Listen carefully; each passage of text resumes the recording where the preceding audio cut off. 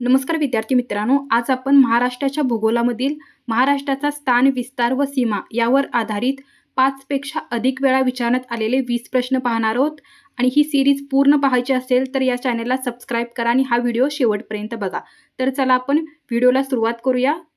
आपला पहिला प्रश्न आहे प्रश्न क्रमांक 1. महाराष्ट्राची उत्तर दक्षिण लांबी साधारणपणे किती किलोमीटर आहे? तर या ठिकाणी महाराष्ट्राची उत्तर दक्षिण लांबी येणार आहे ऑप्शन बी 720 किलोमीटर. ऑप्शन बी आपलं बरोबर आहे. महाराष्ट्राची उत्तर दक्षिण लांबी किती आहे? 720 किलोमीटर आहे. आणि पूर्व पश्चिम लांबी विचारलं तर ते येणार आहे 800 किलोमीटर. हे 2 पॉईंट तुम्हाला लक्षात ठेवायचं आहे. या ठिकाणी उत्तर आहे ऑप्शन बी. प्रश्न क्रमांक 2 बघा. महाराष्ट्राच्या उत्तरेस कोणते राज्य स्थित आहे? तर महाराष्ट्राच्या उत्तरेस आहे मध्य प्रदेश राज्य. ऑप्शन बी बरोबर आहे. या ठिकाणी महाराष्ट्राच्या शेजारील सीमा दिलेल्या आहेत. त्यामध्ये उत्तरेला काय येतं? मध्य प्रदेश राज्य. पूर्वेस आहे छत्तीसगड. दक्षिणेस आहे कर्नाटक आणि गोवा राज्य. त्याच्यानंतर आहे पश्चिमेस अरबी समुद्र. आणि वायव्येला आहे गुजरात आणि दादर नगर हवेली. तर या सीमा तुम्हाला लक्षात ठेवायच्या आहेत. पुढचा प्रश्न पाहूया. प्रश्न क्रमांक 3. कोकण किनारपट्टीची दक्षिण सीमा कोणत्या खाडीने निश्चित केलेली आहे? तर याचं उत्तर येणार आहे तेरेखोलची खाडी. कोकण किनारपट्टीची दक्षिण सीमा ही तेरेखोलच्या खाडीने निश्चित केलेली आहे. तर या ठिकाणी उत्तर सीमा कोणत्या कशाने निश्चित केलेली आहे? तर डहाणू तालुक्यातील दातिवरा खाडी किंवा आपण दमणगंगा नदी देखील म्हणू शकतो. तर यापैकी तुम्हाला कोणताही ऑप्शन येऊ शकतो, किंवा दातिवरा खाडी नाहीतर दमणगंगा नदी. हे 2 ऑप्शन तुम्हाला लक्षात ठेवायचे आहे. उत्तर सीमा विचारलं तर हे सांगायचं आहे आणि दक्षिण सीमा विचारलं तर तेरेखोलची खाडी सांगायची आहे. तेरेखोलची खाडी ही महाराष्ट्र राज्यातील सिंधुदुर्ग जिल्हा आणि गोवा राज्यातील उत्तर गोवा जिल्हा यांच्या सीमेवर आहे. हे देखील लक्षात ठेवायचं आहे. ऑप्शन सी आपलं बरोबर आहे. पुढचा प्रश्न पाहूया. प्रश्न क्रमांक 4.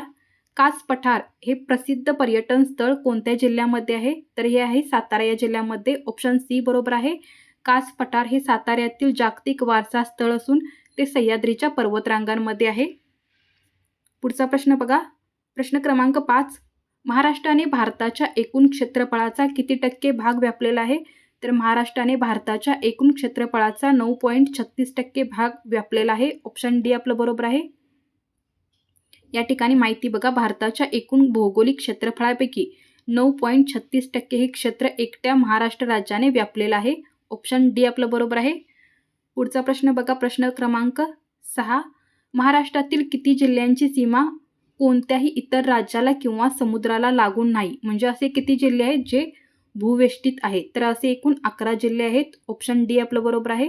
महाराष्ट्रातील भूवेष्टित जिल्हे किती आहेत? तर 11 आहेत. म्हणजेच कोणत्याही राज्याला किंवा कोणत्याही समुद्राला सीमा लागून नसलेले जिल्हे. तर हे भूवेष्टित जिल्हे पुढील प्रमाणे आहेत. त्यामध्ये येतं नागपूर, वर्धा, वाशिम, हिंगोली, जालना, बीड, परभणी, लातूर, उस्मानाबाद, पुणे आणि सातारा. तर हे 11 जिल्हे तुम्हाला लक्षात ठेवायचे आहेत. पुढचा प्रश्न आहे प्रश्न क्रमांक 7.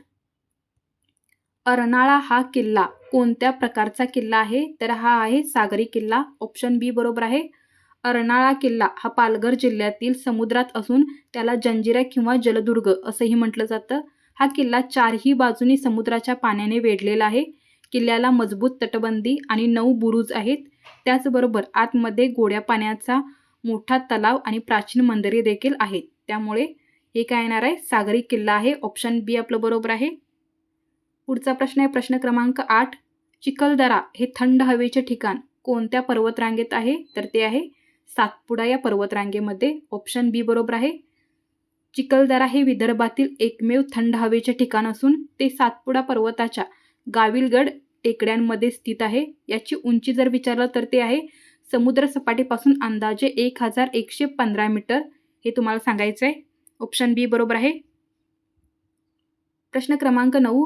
महाराष्ट्राची उपराजधानी म्हणून कोणत्या शहराला ओळखले जाते? तर याचं उत्तर आहे नागपूर. ऑप्शन बी बरोबर आहे.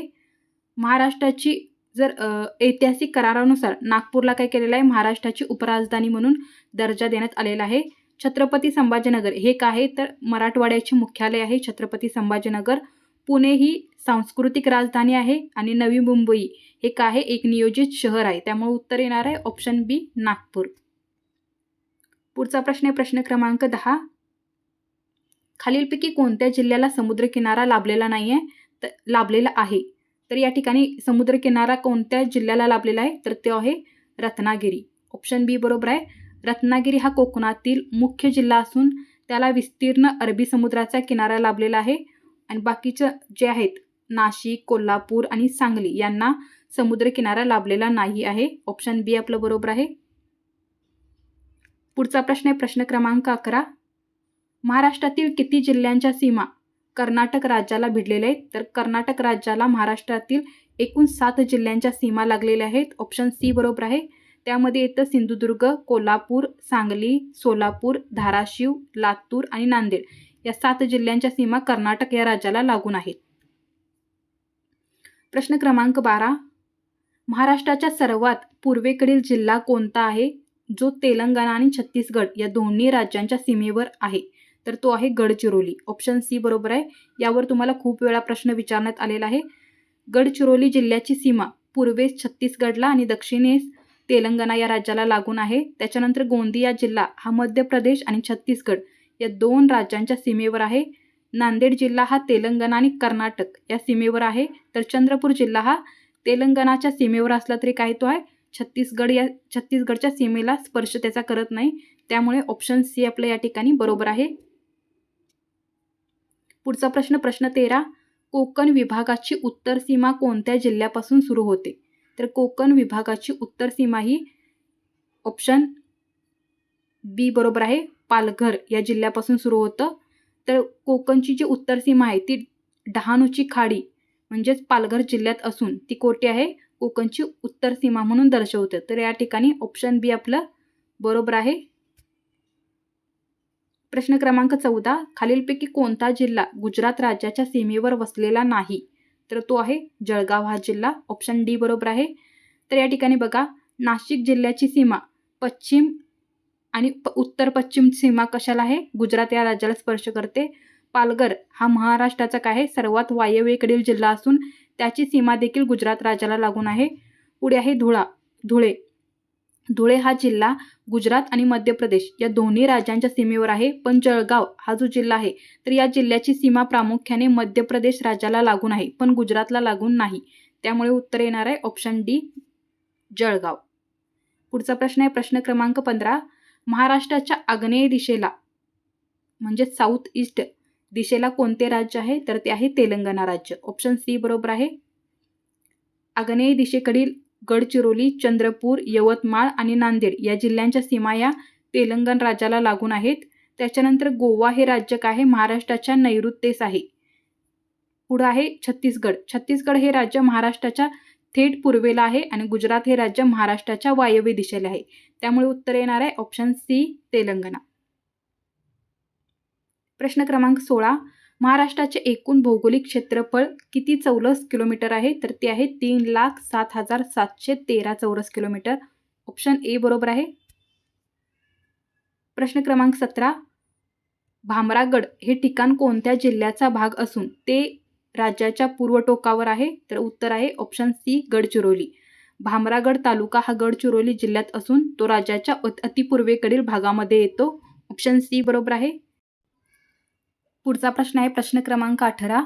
भौगोलिक क्षेत्राच्या दृष्टीने भारतामध्ये महाराष्ट्राचा कितवा क्रमांक लागतो, उत्तर आहे ऑप्शन सी 3रा. ऑप्शन सी बरोबर आहे. पहिल्या नंबरवर आहे राजस्थान, त्याच्यानंतर येतं मध्य प्रदेश आणि 3ऱ्या क्रमांकावर आपलं महाराष्ट्र येतं. ऑप्शन सी आपलं बरोबर आहे. पुढचा प्रश्न आहे प्रश्न क्रमांक 19.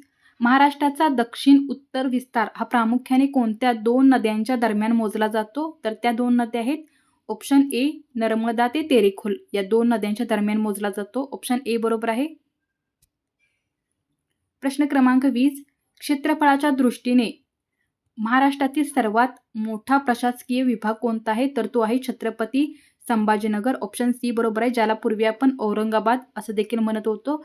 तर धन्यवाद विद्यार्थी मित्रांनो. जर तुम्हाला हा व्हिडिओ आवडला असेल आणि असेच व्हिडिओ पुढे पाहायचे असतील तर या चॅनेलला नक्की सबस्क्राईब करा आणि व्हिडिओला लाईक करा. धन्यवाद.